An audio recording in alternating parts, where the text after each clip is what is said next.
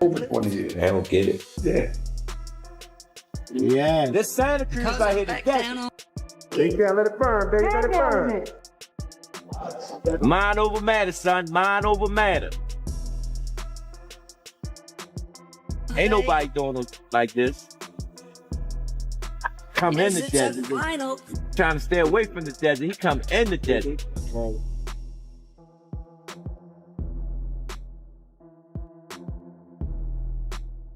You want the money. Guys way too slow, sports too sharp, too fast, too strong. Two elite American boxers, Gervonta Davis and Shakur Stevenson, are ready to step into the spotlight for a high-stakes showdown, blending speed, power, and precision as fans anticipate a defining clash that could reshape the lightweight division in boxing's future narrative and worldwide attention. Go. Let's go. Good. I'm standing right here. Good. Come on. You got step to them niggas. Good. What you got? Bring the upcut. Good. Turn the 6 on the upcut. Good. Jay. Two. Great. Shakur Stevenson enters camp as one of boxing's most technically gifted fighters. Known for his elite defense, sharp ring IQ, and surgical precision, Stevenson's preparation is built on discipline and detail. I don't feel like size win fights. I don't care who you is. If we get in a physical, little wrestling match or anything in there, you gonna feel me just as much as I feel you. So. Shakur's always been on the top level. All these guys have been looking up. So, it's about time that they really find out where their place is, They weren't looking up for nothing.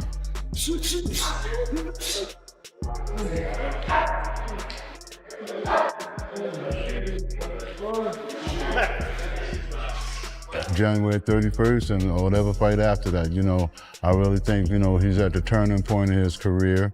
That's the reason why those guys that came on the top level were always looking up to his level because he was the only one up there.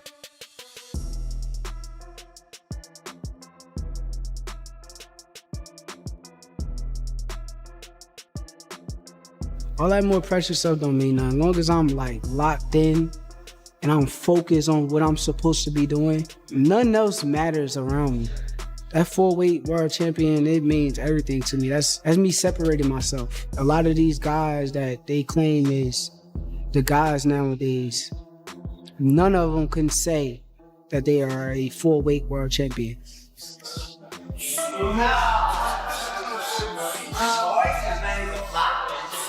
Stevenson is pushing through an intense training camp as he prepares for the mega showdown with Davis. His focus is on speed, defense, and ring IQ, sharpening every detail. Coaches emphasize discipline, conditioning, and sparring to ensure he is ready for Davis's power and aggression in the ring. Remember the punch? Remember the back? Does it change it being Floyd Schofield on the same vision? Same vision. Actually, it makes it even better, to be honest, because he been popping a lot of shit. So to put him in his place, I'm gonna love doing that. Being a coach is, of course, like a coach's dream, He's technically sound, he's disciplined, he does everything right, All you gotta do is talk gloves and give him water majority of the time. You don't gotta worry about skipping no steps, He gonna follow everything, plus do a little more on his own time, He make a coach job easy. 3. Right back with the hook. Get under after. Get under. Yep. Double it.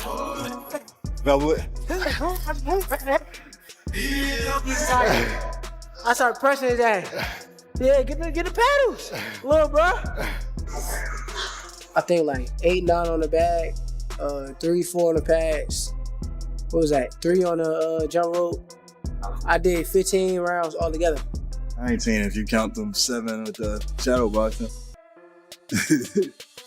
Yeah, I did 22 rounds altogether. Tank Davis is also sharpening his skills in training camp, focusing on high-speed shadow boxing to improve timing, reflexes, and footwork.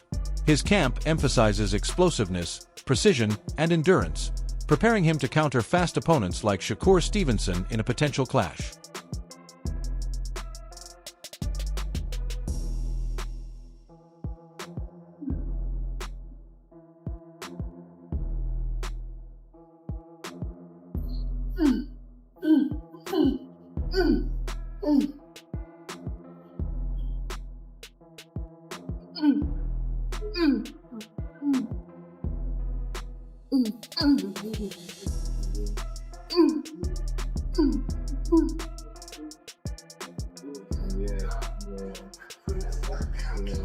That was now.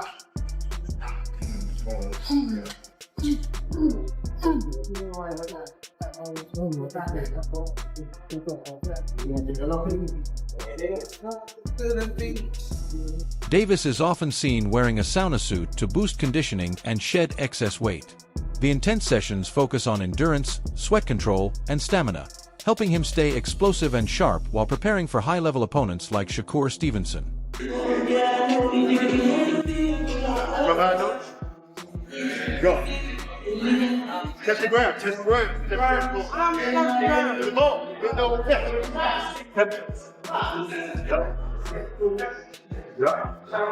There you go, yeah.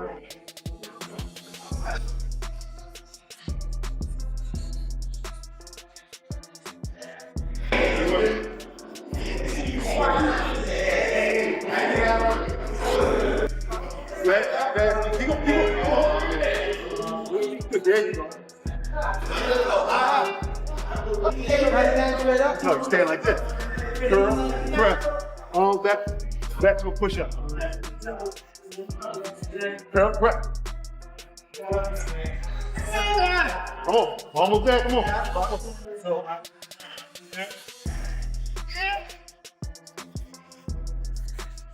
Time. Oh, I'm young and there. I'm that young son from baby. Remember that son from baby shit? Tank is sharpening his offense on the pads with coach Calvin Ford, focusing on explosive combinations, timing, and counterpunching. The sessions emphasize precision and power, with Ford pushing sharp angles and defense transitions. Ooh, good way to get out. Right here. You good. Come on, Will, we want you in the ring. I'm already tired, man. I already know you tired. That's why we want to switch your strength for the day up. You understand? I want to get another ring. All right, get him down here, Will. He thinks it's gonna feel better down there. Is it gonna feel better down there, y'all? It might be worse. 4, 5, 3. Let's go, Will. 1, 2, put stuff on. 3, 5, 3, 2, 3, 4, 5, 3, 2, 3, 3. Push it out. 4, 6, 3, 5,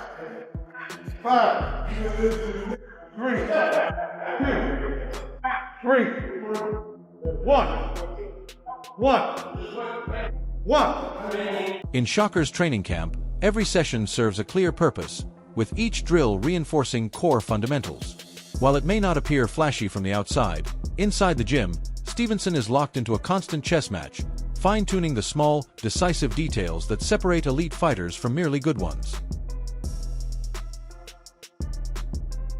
We just got through sparring. We added trying a few new little things, you know what I'm saying? But other than that, it's basically the same thing we've been doing. We changed the strategy, but no camp is never exactly the same. So yeah, it's just like always. Like we may try a little bit of this, a little bit of that, but it's mainly the same things.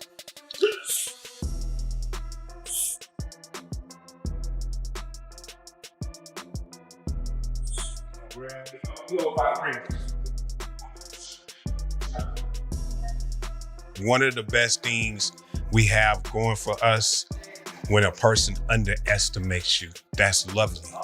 And that ain't the only thing he's underestimating. So we're good.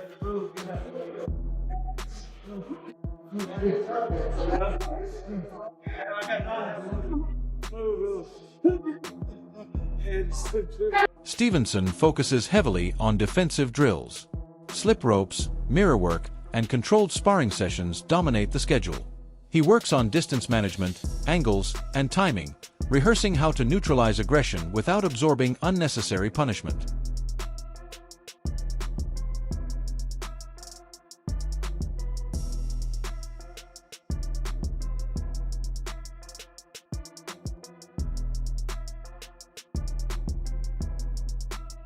Time.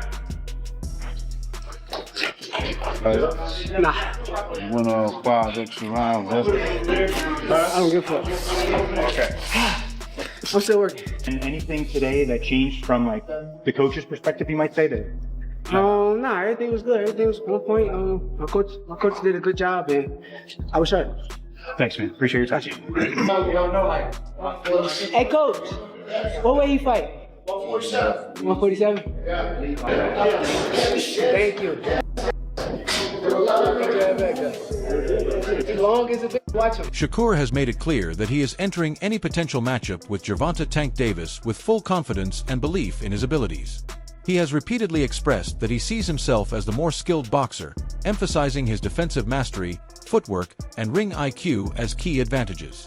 Work with him, right? So since y'all work together, Tank, yes. Yeah. Since y'all work together, am I in the plans? Because I want to fight. I'll tell you this. Tank has definitely said repeatedly, I want to fight Shakur. So I want to fight Shakur. If that's the case, if I'm a free agent now, I'm doing whatever I want, I'm on here fighting these guys, am I in the plans? Like, is this 6-fight deal something that's real, or was that like... No, he's definitely got a plan. And like, you know, there's a lot of fighters which are sort of in group. You sort of say, okay, here's the list of fighters that I'm planning on fighting. It might be 6 fighters, it might be 4, it might be 8. But when you lay out a plan like that, a deal like that, you know, it's sort of like, okay, sometimes it's like 8 fighters, even though it's 6 fights, because not everybody's available all the time. So Shakur is definitely in that plan. Okay. You know, and I'm there, so it's gonna happen. Shakur just want to know why Jake Paul skipped the line. Let's get to the meat of it. Like, how he skipped the line? Davis has been outspoken about a potential fight with Shakur Stevenson, questioning how effective Stevenson's style would be under real pressure. He suggested that while Shakur is highly skilled technically, constant boxing and movement may not be enough once he is forced to absorb clean power shots. Your 135 contemporaries have a lot to say these days. Shakur Stevenson, well, of course he's now 135 after all that stuff, and then Devin Haney. Right, so why people even talk like he the best at, he didn't even fight at 135 yet. Right. He didn't even have power at 126, 30 or none of that. He is good. Okay. How can you, all that is okay. How can you stop people that can actually hit? No matter all that boxing, you going to get hit. What you going to do when you... In a previous interview with TMZ, Stevenson made it clear that a potential clash with Davis represents a bigger fight than one with Devin Haney. He pointed to the level of hype, public interest, and overall significance that a Davis matchup would bring to boxing. Thanks there, of course. I mean, it seems like people want to see you and Devin fight, and do that soon. I think both fights is the fights. I think both fights is great fights. Honestly, I think me and Tank is like a bigger fight, but I think me and Dev is like the fight where I can establish who I am as a fighter. Tank's coach, Kenny Ellis, talked about Shakur Stevenson and Richardson Hitchens sparring and the idea that they could fight each other in the future. He said both fighters are very skilled and it would actually be a good, clean boxing matchup because of their styles. You got Shakur Stevenson and Richardson Hitchens sparring. These are 2 guys at 140 pounds that have belts, you know. And, you know, there was obviously a tweet that, you know, they were going back and forth saying that they would possibly fight each other.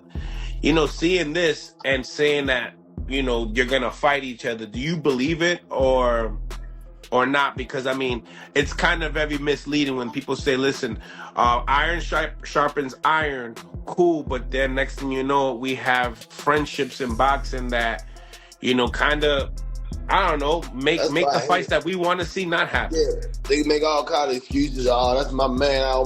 That's why I hate everybody running over here, spawn this person, iron sharp iron. I'm up too. You know what I mean?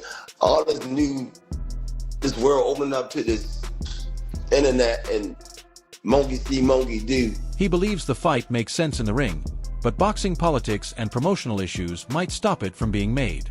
He still respects both fighters and thinks it would be a competitive 12-round fight if it ever does happen. You could take a fighter, man, that stay in his gym. He don't have to ever spar with another world champion, and he can become a great champion by sparring with what they work with in the gym.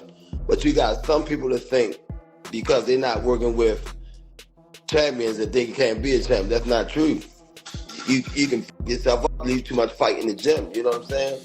If everybody crisp and sharp, you getting f***ed up somewhere in that gym. But it's a long story. People don't understand that because this internet got, you know, everybody on some bullshit. Yeah. Yeah. But they two great fighters, Richard Hitchinson and Shakur. That's a good fight. Now that Hitchinson is with Zuffa, I don't know if it'll happen, you know, for one of the so-called major belts. Right. But that's a good fight. I would love to see it. It's a good, clean, crispy boxing match. I think it'll go to a 12-round decision. Davis's trainer, Calvin Ford, has pushed back strongly against critics who claim Davis is avoiding top opponents. Ford has publicly confronted people suggesting that Tank is ducking anyone, dismissing those narratives as uninformed. I'm gonna shut the fans up and just go ahead and make these fights happen. You know what I'm saying? So after this fight, he ain't done. This fight is based on what other moves Canelo gonna make. Right.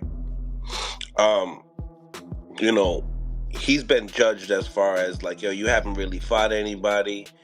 There's times that, you know, Tank gets that too. You know, do you believe that they're kind of like in the similar path of looking at their careers, getting the toughest challenges towards the end of their career? Man, they said that about every fighter that nobody, but if you look at every fighter platform, everybody doing the same road to success. So I always try to hear that. In the words of Roger Mayweather, they don't know shit about boxing. You know what I'm saying? And they don't understand the business of boxing. So at the end of the day, it is what it is. They're going to say what they got to say. Right now, we're in the best time of boxing right now. Better just... In a recent interview, Shakur claimed that Gervonta Davis has been avoiding a fight with him for several years.